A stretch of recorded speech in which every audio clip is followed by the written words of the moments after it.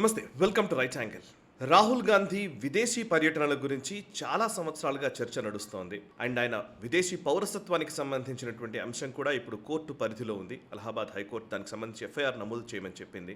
ప్రస్తుతం ఇదే అంశానికి సంబంధించి రాహుల్ గాంధీ విదేశీ పర్యటనలకు సంబంధించి కొన్ని ఆధారాలతో కూడినటువంటి వివరాల్ని బీజేపీ జాతీయ అధికార ప్రతినిధి సంబిత్ పాత్ర వివరించారు. ఆయన చెప్పినటువంటి కొన్ని అంశాలని తీసుకొని నేను ఈ అంశానికి సంబంధించి కొన్ని వివరాల్ని మీ ముందుంచే ప్రయత్నం చేస్తాను.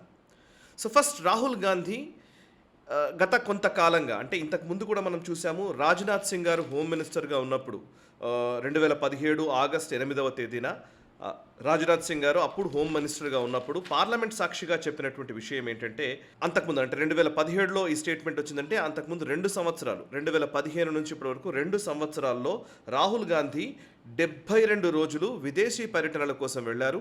6 విదేశాల్లో పర్యటించారు.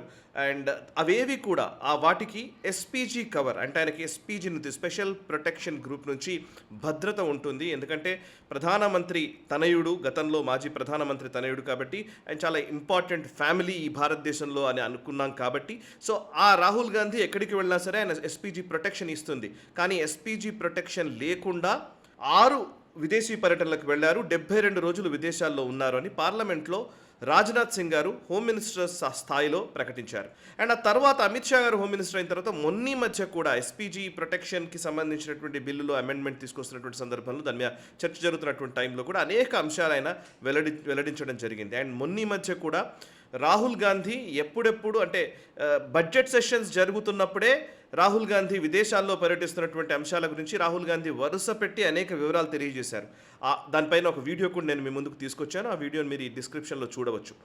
అయితే ఇది రాజ్నాథ్ సింగ్, హోమ్ మినిస్టర్ అమిత్ షా చెప్పిన దానికి ఇంకాస్త వివరాలని జోడించి ఇప్పుడు సంబిత్ పాత్ర సుదీర్ఘమైనటువంటి ఒక ప్రెస్ మీట్లో అనేక విషయాలు తెలియజేశారు.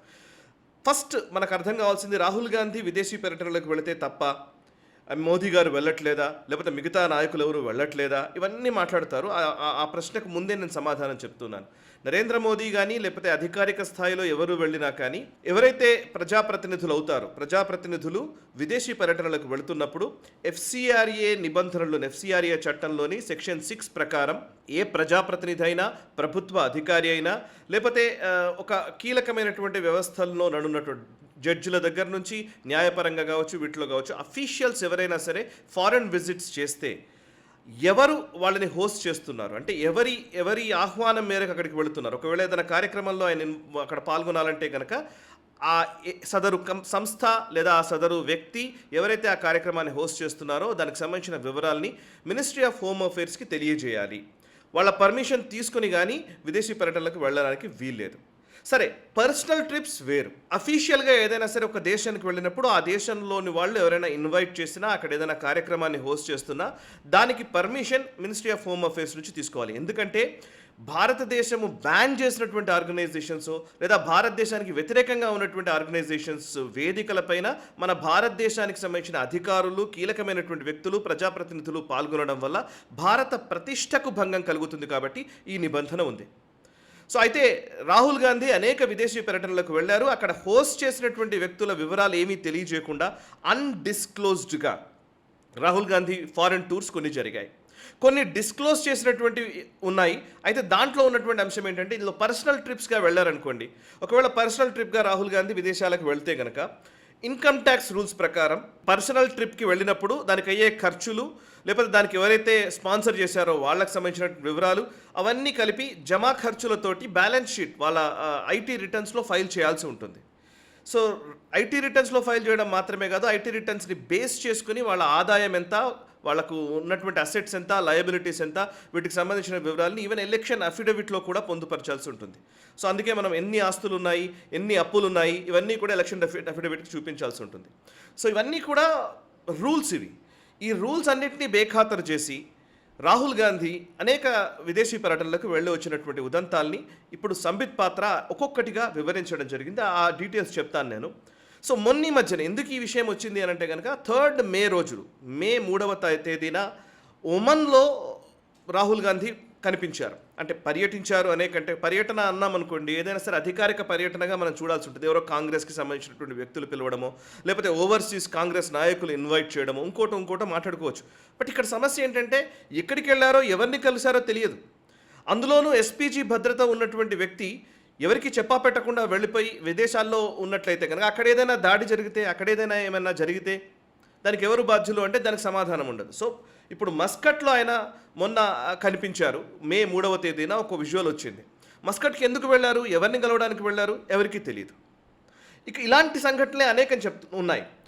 డిసెంబర్ 2025 రోజున బెర్లిన్కి, లండన్కి వెళ్ళారు. Germany and at the same time London పర్యటనకు వెళ్ళారు. అండ్ ఆ టైంలో అండ్ ఇక్కడ సమీపాత్ర చెప్పిన దాంట్లో ఏంటంటే, ఇప్పుడు నేను ఇందాక చెప్పినట్టుగా ఎలక్షన్ అఫిడవిట్లో ఆదాయము, అప్పులు వీటికి సంబంధించిన వివరాలు తెలియజేయాలి. అయితే ఈయన ఫారెన్ టూర్లకి ఎవరు ఇన్వెస్ట్ చేస్తున్నారు, ఎవరు డబ్బులు ఇస్తున్నారో తెలియదు. ఈయన ఫారెన్ టూర్లకు వెళ్ళిన సందర్భంలో అక్కడయ్యే ఖర్చులు ఎవరు భరిస్తున్నారో తెలియదు. ఒకవేళ సొంతగా భరిస్తే కనుక వాటిని ఎందుకు ఎలక్షన్ దాంట్లో చూపించలేదు, లేదా ఐటీ రిటర్న్స్లో ఎందుకు ఫైల్ చేయలేదు, ఇవన్నీ ప్రశ్నలు వస్తూ ఉన్నాయి. సరే, రాహుల్ గాంధీ లాంటి నాయకుడు వస్తూ ఉంటే ఎవరో ఒకరు స్పాన్సర్ చేస్తారో అనుకుందాం. చాలా ఖర్చు అయింది, కోట్ల రూపాయల ఖర్చు. ఆ డీటెయిల్స్ అన్నీ కూడా ఆయన చెప్పడం జరిగింది. సో మొత్తం 54 విదేశీ పర్యటనలకు రాహుల్ గాంధీకి ఒక అంచనా ప్రకారం, అంటే ఆయన ఒక 5 స్టార్ హోటల్లో ఉంటే, లేదా బిజినెస్ క్లాస్ ఫ్లైట్లో ఆయన జర్నీ చేస్తే, లేకపోతే ఉన్న నంబర్స్ ఎన్ని రోజులు అక్కడ ఉన్నారు అన్నదాన్ని బట్టి కొంత క్యాలిక్యులేట్ చేస్తే సుమారు 60 కోట్ల ఖర్చు అయినట్టుగా తెలుస్తోంది. 54 విదేశీ పర్యటనలు 60 కోట్ల ఖర్చు అయినట్లుగా సంబిత్ పాత్ర ఇప్పుడు చెప్తూ ఉన్నారు. సరే, నేను నంబర్స్ పక్కన పెడదాం. బట్ అసలు బేసికల్లీ దేశ సమగ్రతకు సంబంధించి, దేశ భద్రతకు సంబంధించినటువంటి అంశాల గురించి నేను ఈరోజు మాట్లాడాలనుకుంటున్నాను. అందులోనూ సెప్టెంబర్ 2025 సెప్టెంబర్ నెలలో రాహుల్ గాంధీ విదేశీ పర్యటనకు వెళ్ళారు. అయితే అది అన్డిస్క్లోజ్డ్. నిజానికి సిఆర్పిఎఫ్ రూల్ ప్రకారము, లేదా హోమ్ మినిస్ట్రీకి సంబంధించి ఎస్పీజీ భద్రతకు సంబంధించినటువంటి రూల్స్ ప్రకారం ఎక్కడికి వెళ్ళినా సరే ఆయన ఎక్కడికి వెళుతున్నారు, ఏం చేస్తున్నారు అనేది చెప్పాలి, అట్లీస్ట్ ఇన్ఫార్మ్ చేయాలి. ఆ ఇన్ఫర్మేషన్ కూడా లేకుండా అన్డిస్క్లోజ్డ్ సీక్రెట్ ట్రిప్ అని అందులో చెప్పడం జరిగింది ఎస్పీజీ వాళ్ళకి. సీక్రెట్ ట్రిప్ ఏందా? సీక్రెట్ ట్రిప్ రహస్యమైనటువంటి పర్యటన ఎందుకు చేస్తూ ఉన్నారు, ఏ రహస్యం కోసం చేస్తున్నారు, ఎవరిని కాపాడడం కోసం చేస్తున్నారు, ఆ రహస్య వ్యక్తులతో ఏ సమావేశం కోసం రాహుల్ గాంధీ వెళ్ళారు, ఇవన్నీ తెలియాల్సిన అవసరం ఉంది. ఇంకొకటి, సెప్టెంబర్ 2025లో ఒక undisclosed secret trip Rahul Gandhi వెళ్ళారు. మరోవైపు 2025 సంవత్సరంలోనే దుబాయ్కి వెళ్ళారు. యుఏఈలోని దుబాయ్కి వెళ్ళారు ఏప్రిల్ నెలలో. 17వ తారీఖు నుంచి 23వ తారీఖు మధ్య ఏప్రిల్ నెలలో 2025 సంవత్సరంలో దుబాయ్లో పర్యటించారు. దుబాయ్లో ఉన్నట్టుగా ఎలా తెలుసు అని అంటే కనుక అక్కడ ఫోటోలు, లేకపోతే ఎవరితోనో సెల్ఫీ దిగడమో, లేకపోతే అక్కడికి వెళ్ళినటువంటి ఆధారాలు ఉండడమో, ట్విట్టర్లో ట్వీట్ చేయడమో, ఇంకోటో వాటిని బేస్ చేసుకుని పర్టికులర్లీ ఆయన దుబాయ్లో ఉన్నాడు, భారత్లో మాత్రం లేడు. ఎస్పీజీకి ఆయన ప్రొటెక్షన్ లేదు. ఆ ఉన్న 17వ తారీఖు నుంచి 23వ తారీఖు మధ్య ఆయన భారత్లో నుంచి వేరే దేశానికి వెళ్ళాడు. అది కూడా అన్డిక్లేర్డ్. ఎక్కడికి వెళ్ళారో తెలియదు, డిక్లేర్ చేయలేదు. ఇక ఇలాగే 2024లో డిసెంబర్ నెల నుంచి జనవరి 9వ తారీఖు వరకు, అంటే డిసెంబర్ 31 సెలబ్రేట్ చేసుకోవడానికి వెళ్ళినట్టున్నారు. 2024లో సిఆర్పిఎఫ్కి చెప్పలేదు. అన్డిక్లేర్డ్ ట్రిప్ ఇది. ఎగ్జాక్ట్లీ మన్మోహన్ సింగ్ గారు మరణించిన తర్వాత ఆయన సంతాప దినాలు నడుస్తున్నటువంటి సందర్భంలో ఈయన రాహుల్ గాంధీ విదేశ పర్యటనకి వెళ్ళారు. అండ్ డిసెంబర్ నెలలో వెళ్ళాడు. డిసెంబర్ 31 నైట్ ఇక్కడ లేడు. అంటే ఏ పార్టీ చేసుకోవడానికి వెళ్ళాడా లేకపోతే ఏంటో తెలియదు. ఇది ఇటలీలో ఉన్నట్టుగా మనకు ఆ సోషల్ మీడియాలో వీటిలో వచ్చినటువంటి వాటిని బట్టి నిర్ధారించుకున్నట్టుగా బీజేపీ నాయకులు ఇప్పుడు చెప్తూ ఉన్నారు. సరే, ఆయన ఇటలీలో ఉన్నారా, ఇంకెక్కడికి వెళ్ళారో అది కూడా తెలియదు. ఇంకొక అంశం ఏంటంటే, మార్చి 2018వ తేదీన మార్చి నెలలో 2018 సంవత్సరంలో పావ్లా మైనో, అంటే సోనియా గాంధీ గారి తల్లి గారు మైనో, అంటే ఈ రాహుల్ గాంధీ గారి అమ్మమ్మని కలవడం కోసం వెళ్ళారట. దానికి సిఆర్పిఎఫ్ వాళ్ళకి చెప్పింది ఏంటంటే, అంటే ఎస్పీజీ వాళ్ళకి చెప్పింది ఏంటంటే, హోలీ సర్ప్రైజ్ ఇవ్వడానికి వెళుతున్నానని రాయడం జరిగింది. హోలీ సర్ప్రైజ్ అంటే హోలీ పండగ కోసమని సర్ప్రైజ్ విజిట్, తన అమ్మమ్మని చూడడం కోసం వెళుతున్నాను అని అందులో రాశారు. మరి నాకు తెలియదు ఇటలీలో ఉన్నటువంటి మైనో కుటుంబము హోలీ సెలబ్రేషన్స్ ఎప్పటి నుంచి చేసుకుంటారో తెలియదు. భారతదేశంలో హోలీ సెలబ్రేషన్ చేసుకున్నట్టు చూడలేదు మరి. బట్ ఆమె అక్కడ విదేశాల్లో హోలీ ట్రిప్ చేసుకుంటారనేదే ఇప్పుడు సంబిత్ పాత్ర చెప్తున్నటువంటి మాట. ఇంకోవైపు సోనియా గాంధీ ట్రీట్మెంట్ కోసమని 2017 మార్చి నెలలో వెళ్ళారు. సోనియా గాంధీకి ఏదో ఆరోగ్య సమస్య వస్తే విదేశీ పర్యటనలకు వెళ్ళారు.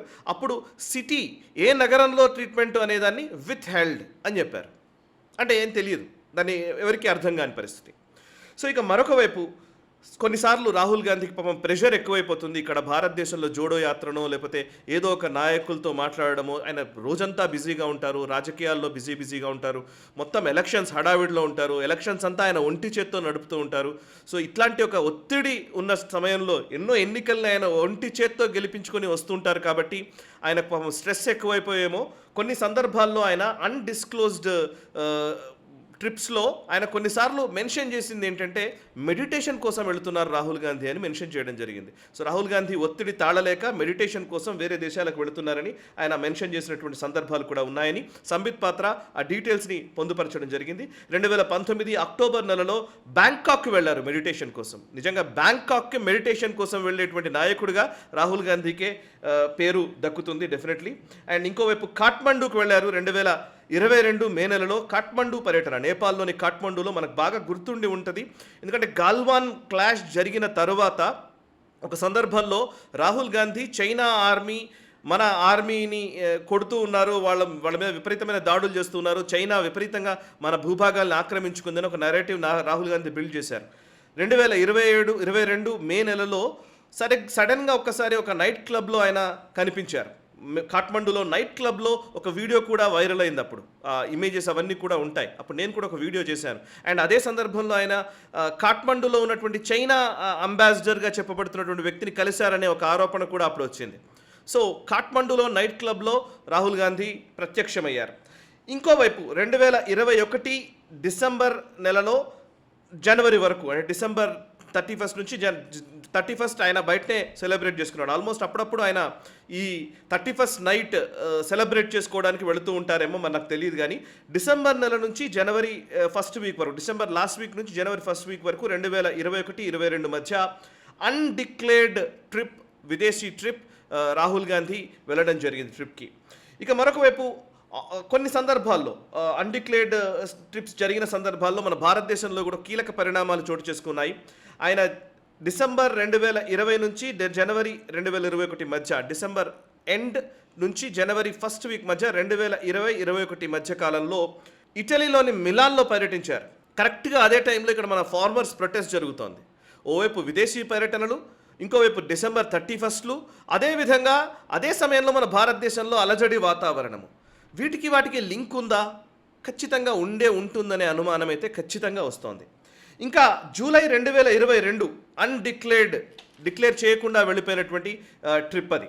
10th సెప్టెంబర్ 2025 రోజున సిఆర్పిఎఫ్ ఒక లెటర్ కూడా రాసింది ఈ మల్లికార్జున్ ఖర్గే గారికి, ఏఐసిసి అధినేత మల్లికార్జున్ ఖర్గే గారికి 2025 సెప్టెంబర్ 10వ తేదీన ఒక లేఖ రాసింది. ఆ లేఖలో చెప్పింది ఏంటంటే ఇప్పటికి 6 అన్డిస్క్లోజ్డ్ ట్రిప్స్కి రాహుల్ గాంధీ వెళ్ళారు, ఎక్కడికి వెళుతున్నారో చెప్పట్లేదు అని సిఆర్పిఎఫ్ చెప్పిన పరిస్థితి. దానికి సమాధానం లేదు. సిఆర్పిఎఫ్ చెప్పింది. భారత హోంశాఖ మంత్రిగా ఉన్నటువంటి అప్పుడు హోంశాఖ మంత్రిగా ఉన్నటువంటి రాజ్నాథ్ సింగ్ గారు 2017లో చెప్పారు. ఇప్పుడు 2024లో 25లో కూడా అమిత్ షా గారు ప్రకటించారు, హోమ్ మినిస్టర్గా ఉన్న వ్యక్తి. ఇవన్నీ పక్కన పెట్టేసి ఆయన మాత్రం రహస్య విదేశీ టూర్ల కోసం మాత్రం రాహుల్ గాంధీ వెళుతూనే ఉన్నారు. ఈ విదేశీ టూర్లను ఎలా చూడాలి? అసలు ఎక్కడికి వెళుతున్నారు? ఎందుకు వెళుతున్నారు? ఎవరిని కలవడానికి వెళుతున్నారు? దానివల్ల భారతదేశంలో ఎటువంటి పరిణామాలు కోరుకుంటున్నారు? ఇవన్నిటికీ సమాధానం కాంగ్రెస్ నాయకులు చెప్పాలి, రాహుల్ గాంధీ స్పష్టం చేయాలి. పాపం కాంగ్రెస్ నాయకులది, కాంగ్రెస్ కార్యకర్తలది ఏ తప్పు లేదు. వీళ్ళందరూ కూడా పాపం ఇక్కడ భారతదేశంలో ఏదో చేయాలని తపన పడుతూ ఉన్నారు. కానీ భారతదేశంలో జరిగే రాజకీయ పరిణామాలకి, విదేశీ కుట్రలకి, రాహుల్ గాంధీ పర్యటనలకి సంబంధం ఉందనేదే బీజేపీ చేస్తున్న ఆరోపణ. దీనికి కాంగ్రెస్ నాయకులు లేదా రాహుల్ గాంధీ సమాధానం చెప్తారా? ఈ వీడియో నచ్చితే లైక్ చేయండి, 10 మందికి షేర్ చేయండి, కమెంట్స్ ద్వారా మీ అభిప్రాయాలు మాతో పంచుకోండి. మనసా వాచా కర్మణ, దేశహితం కోసం నేషనలిస్ట్.